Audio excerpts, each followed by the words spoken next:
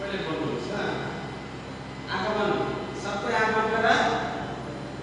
हिँड्ने भने लिँदैन सबै आफ्नो आँखा बन्द गरेर आँखा बन्द सबै ओके सो এখন তুমি মানে अपन आयका विषयमा नि सोच्ला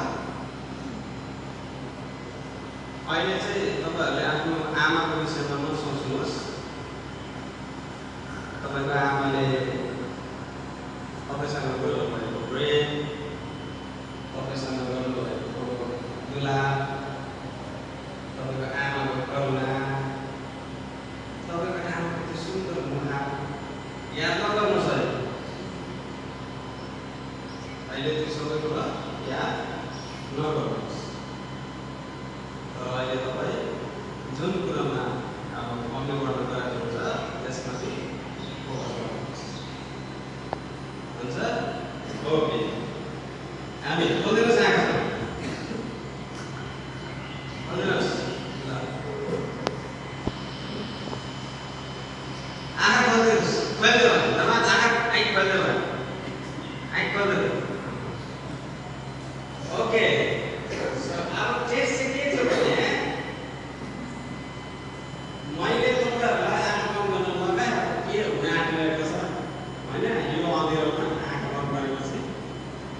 एउटा कुरा मैले तपाईहरुलाई भने सबैभन्दा पहिला एउटा शब्द भने के भने आँखा बन्द गर्नु भन्दा हैन कसले नसम्झिनु भने आमालाई नसम्झिनु सम्झिनु भने मैले सम्झिनु तर तपाईलाई मैले त्यो कुरा भन्दा तपाईको यहाँ के कसको फोटो आयो कसको फोटो आयो आमाको फोटो आयो नि त हैन मैले त तपाईलाई आमाको फोटो नल्याउनु भनेको थिएँ आमालाई नसम्झिनुहोस् भने तपाईले त नसम्झिनु भनेको थिएँ आमा देख्नु भन्दाखेरि आमाले पढेको के सबै देख्नु हैन त त्यस्तै यो समय अब हामी जिउँदो वचनतर्फ प्रवेश हुन गइरहेको छौं हाम्रो फोकस हामीले यहाँ राखौं हालेलुया कहाँ राखौं वचन सम्झिनुहोस् त्यतिखेर के सम्झिनुहोस्